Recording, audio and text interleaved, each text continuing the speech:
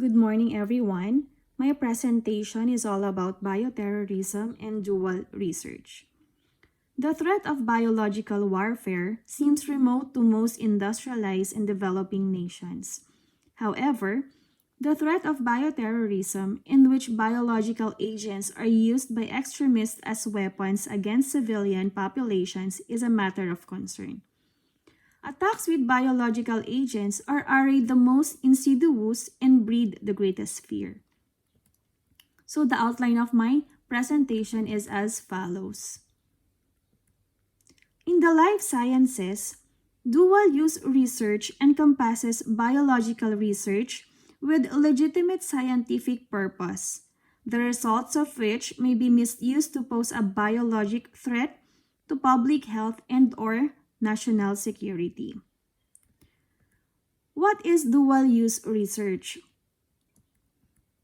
According to Biotechnology Research in an Age of Terrorism, National Academy of Sciences in 2004, biotechnology represents a dual-use dilemma in which the same technologies can be used legitimately for human betterment and misused for bioterrorism. And according to National Science Advisory Board for Biosecurity, it researched that based on current understanding can be reasonably anticipated to provide knowledge, products, or technologies that could be directly misapplied by others to pose a threat to public health, agriculture, plants, animals, the environment, or the material. Generally, the term tends to refer to technologies that have both a civilian and a military use. The dual-use research dilemma in the life sciences refers to the conundrum of producing and publishing research within the life sciences that is directed toward or intended to improve public health, animal health, or agricultural productivity, but that in the hands of a rogue state, terrorist group, or individual could be used to impair public health. I have mentioned a while ago about bioterrorism. What does that mean? Bioterrorism is a type of warfare that makes use of biological agents to inflict harm to the enemy. Biological weapons use toxins or chemicals produced by microorganisms, plants or animals.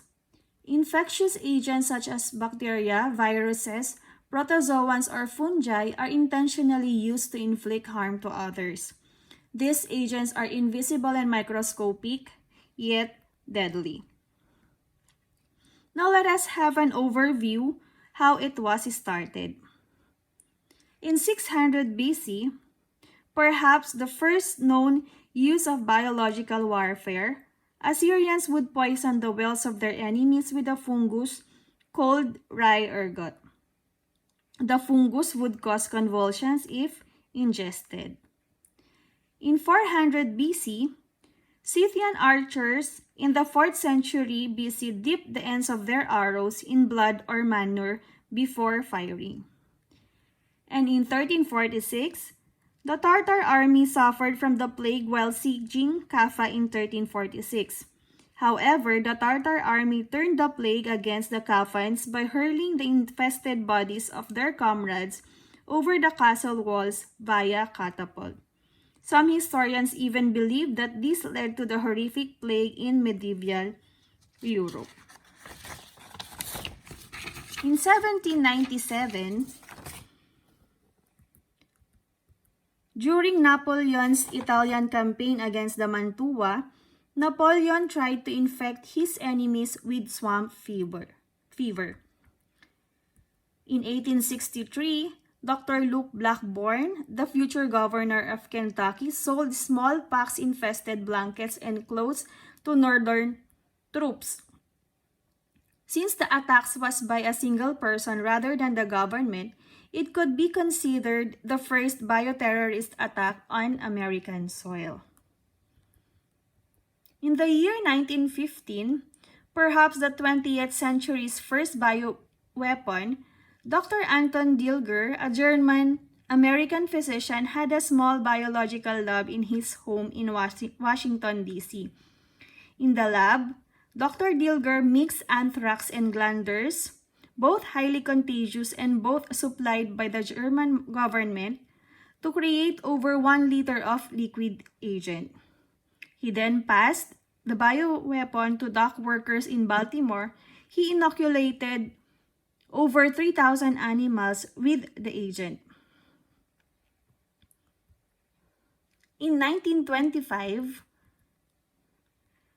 in light of the biological horror in World War I, the Geneva Protocol was signed. The Geneva Protocol forbade the use of any biological agent in war but did not ban the research or production of such agents. The USA signed the protocol but did not ratify it until 1975. During the 1930s, Japan's Unit 731 was a biological warfare program in China. Although there is disagreement on the creation, it seems to take place sometime in 1931 when Japan expanded its territory into Manchuria. With its expansion into China, there came unlimited bodies for Unit 731 to experiment on. It is estimated up to 3,000 people died in Unit 731. In 1931, Japanese military officials attempted to poison members of the League of Nations Lytton Commission. Cholera laced fruit were given to the delegates, but no one was killed. In 1940, Japan dropped an estimated 150 million plague-infested fleas over Ningbo and Kuzu in the Zhejiang province. In 1942, Britain experimented with biowarfare. British military dropped bombs loaded with anthrax spores onto the vacant Greenard Island of the coast of Scotland.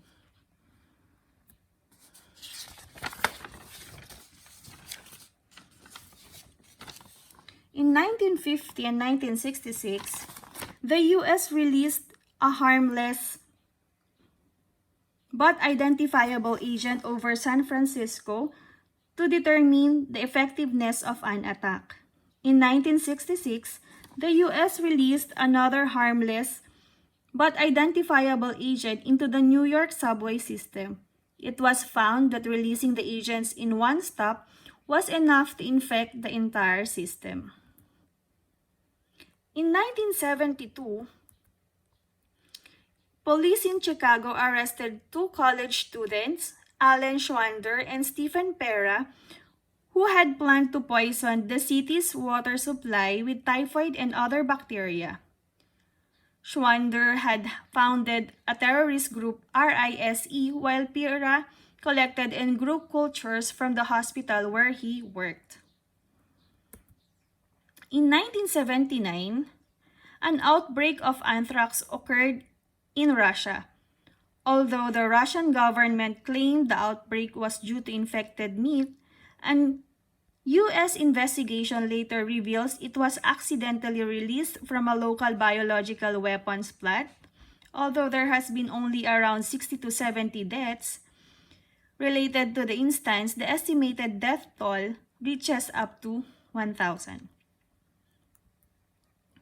In 1984, the Rajneeshi cult in Oregon infected local salad bars with salmonella.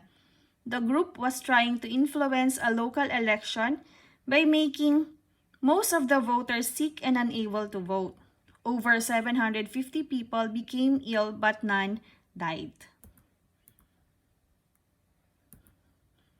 In 1995, the Shirikyo cult in Japan attempted to create a theocratic state in Japan by releasing sarin into the Tokyo subway system, killing 12 people.